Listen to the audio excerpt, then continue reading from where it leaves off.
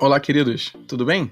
Quero meditar com você hoje no texto de Romanos, capítulo 6, do versículo 8 até o 14. Então, abra sua Bíblia aí na sua casa, faça a leitura do texto, Epístola de Paulo aos Romanos, capítulo 6, do versículo 8 até o 14.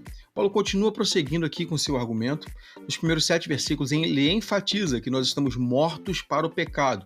Assim como Cristo morreu, nós morremos com ele para o pecado. E agora, nesse trecho, ele vai falar sobre a nossa nova vida. Ele começa o versículo 8 falando: se morremos com Cristo, cremos que também com ele viveremos. Então, da mesma maneira como Cristo ressuscitou dos mortos, nós agora ressuscitamos para uma nova vida. Isso dará de forma mais plena no último dia ou na glória eterna, mas aqui a imagem é que nós já passamos a viver assim agora como uma nova criatura. Então, o que Paulo está mostrando para nós, e vai mostrar nesse trecho, é que estamos mortos para o pecado. Mas agora tem algo que entra no lugar disso. Agora nós passamos a viver uma nova vida em Cristo. Ressuscitamos com Ele. E ele vai falar bastante sobre isso e vai dizer, então, que agora que nós estamos ressuscitados, nós desfrutamos dessa nova vida com Cristo. Não mais a antiga vida, não mais a mesma coisa que nos vinha antes, mas agora temos uma nova vida. Vivos para Deus em Cristo Jesus.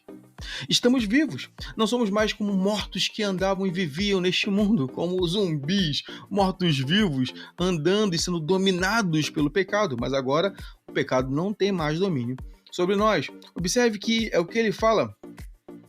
Cristo morreu de uma vez por todas, no versículo 9. Depois ele fala que Cristo agora vive para Deus e nós, no versículo 10, versículo 11, nós vivemos com Cristo. E aí no versículo 12 ele nos chama a atenção para isso. Não deixem mais que o pecado domine sobre vocês.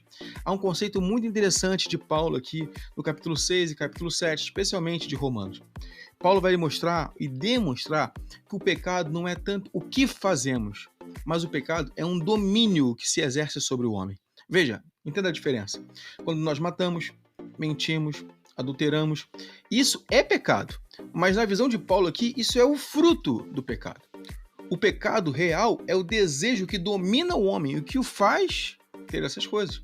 Então, agora que estamos livres desse domínio, não podemos mais nos colocar novamente debaixo dele. E por isso ele termina assim, o versículo 14, esse trecho, né? O versículo 14.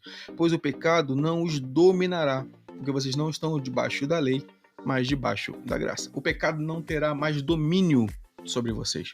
Ainda temos em nós a presença do pecado. Veja, quando não tínhamos a Cristo, estávamos debaixo do domínio do pecado. Quando cremos em Jesus como nosso Senhor e Salvador, estamos mortos para o pecado e vivos para Deus. E agora esse novo viver não está mais debaixo do domínio do pecado, mas ainda há em nós a presença do pecado. Naquele dia, quando o Senhor voltar e ressuscitarmos, estivermos com Ele na glória, então não teremos nem mais o domínio do pecado, nem tampouco a presença do pecado. Seremos de fato santos. Até lá ainda lutamos. Mas observe então que o que Paulo está tentando nos mostrar é que temos que lutar pela santidade. Temos que lutar por uma vida longe e afastada do pecado.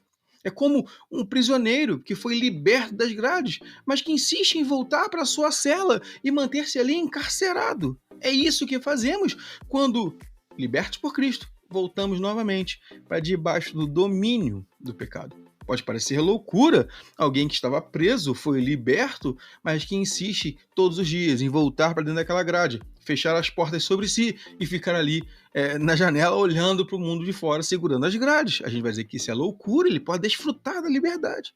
Mas por vezes nós, como cristãos, temos a liberdade de sermos livres em Cristo, sermos vivos em Deus, mas novamente nos colocamos nessa posição. É como um morto que foi ressuscitado e agora insiste em voltar e deitar-se no caixão, fechar sobre si e pedir: jogue em terra, porque prefiro morrer.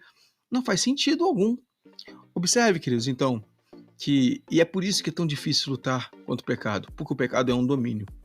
Por vezes nos lembramos, somos atraídos novamente e queremos voltar àquela velha prática do velho homem. Mas o Senhor nos chama a observar e sabermos, primeiro, que Ele nos libertou e que Ele nos trouxe vida. Reconhecermos que nós não temos força para lutar contra isso sozinhos e desfrutarmos dessa nova vida na sua presença. Que Deus nos ajude, que Ele nos abençoe. Amém.